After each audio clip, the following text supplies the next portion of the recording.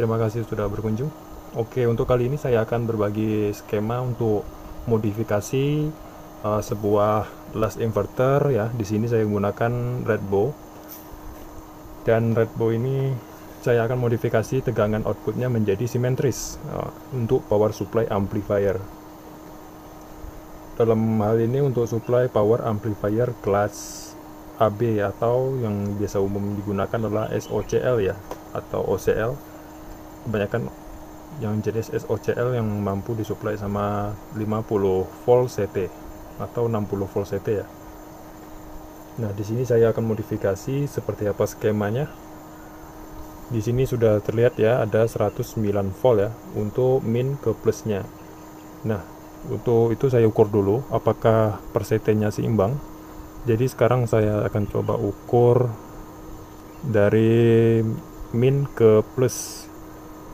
Nah, dari min ke plus dari min ke CT sini terukur 54. Sekarang saya coba pindahkan probe-nya dari plus ke CT 54 juga. Jadi sangat seimbang ya. Jadi sangat bagus untuk power amplifier. Dari CO-nya jadi rendah. Seimbang itu membuat DCO jadi rendah. Nah, oke, bagaimana skemanya dan cara pemasangannya? Sebelumnya di sini saya menggunakan dioda mesin las tapi yang bekas-bekas juga ya, dengan dioda 3 kaki. Saya ketunjukkan di gambar. Untuk elko bisa kalian gunakan 10.000 mikrofarad 80 volt per CT-nya. Jadi kalau di sini saya menggunakan banyak elko tapi mikrofaradnya kecil ya. Jadi satu elko ini 470 mikrofarad. Dan rata-rata untuk SMP sejenis maksud saya dari Trafolas ini kan jenis SMPS, jadi elko-nya cukup 2200 mikrofarad per CT-nya. Tadi kalau 10.000 mikrofarad per CT itu udah sangat mantep ya, udah bulat.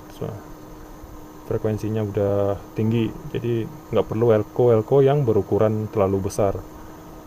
Nah, di sini saya cukup menggunakan 8 buah 470 mikrofarad dengan seri paralel untuk menjadikan CT. Oke, untuk skema seperti saya lihat di sini ya. Di sini ada sebuah contoh trafo. Jadi contoh trafo seperti tidak juga pada gambar saya tampilkan. Di sini ada bagian output, di sini di bagian trafo lasnya atau di PCB-nya dijadiin sama di seri ya, sama trafo satu laginya itu sebagai min di bagian output di sini. Oke, kita lihat dulu. Nah, jadi min di bagian sini ya, min ini dijadiin di bagian tengah ini.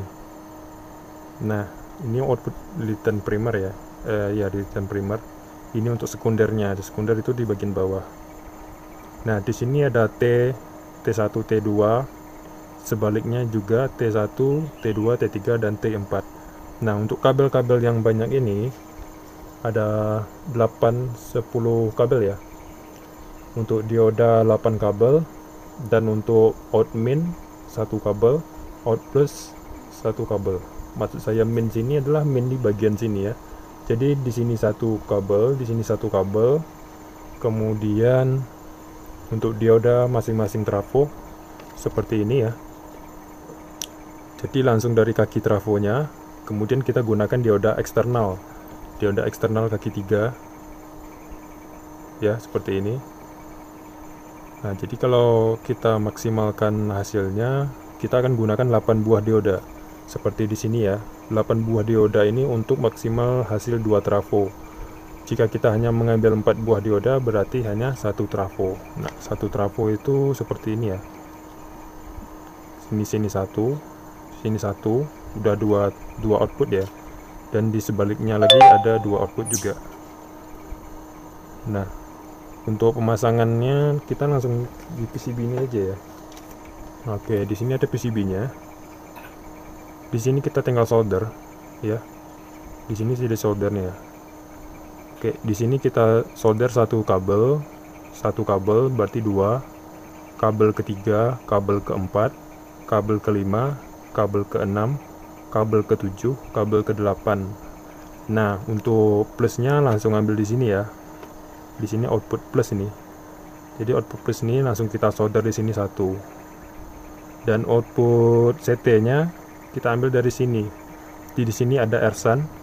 Jadi kalau disolder di sini nanti RSUN-nya tidak berfungsi, maka trim pot atau potensio ini tidak akan berfungsi ya jika kita kasih beban besar. Nah, supaya berfungsi kita akan solder di sini saja untuk sebagai output CT-nya. Jadi output CT itu langsung masuk ke CT ya, CT elko. Nah, untuk plus ini langsung masuk ke elko sini. Elko di bagian plus. Jadi tidak disearahkan menggunakan dioda.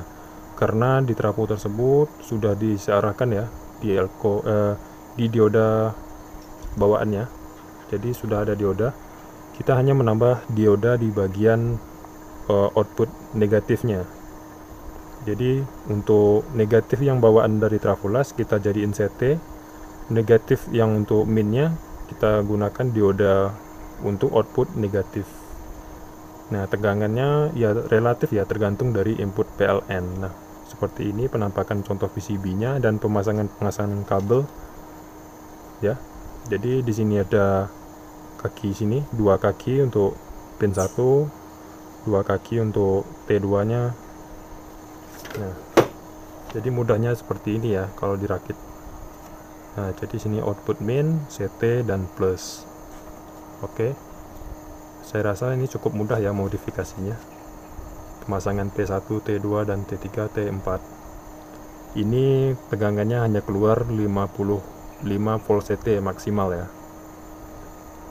Untuk drop atau tidaknya tergantung dari PLN. Untuk power amplifier yang berdaya 1000 watt ini saya rasa tidak akan drop selama PLN-nya stabil. Jadi jika PLN-nya drop, maka voltase output di sini, voltase output di bagian hasilnya tetap akan turun ya. Jadi semakin stabil voltase, maka output dari sekunder ini untuk PSU amplifier ini akan tetap stabil. Dia tidak akan drop karena kita sudah modifikasi. Dan untuk cara kerja dari skema ini dan hasilnya berapa ampere dan berapa watt akan saya jelas di next video untuk mempersingkat durasi. Nah, saya rasa itu saja sudah cukup dan terima kasih telah berkunjung di channel saya. Assalamualaikum warahmatullahi wabarakatuh.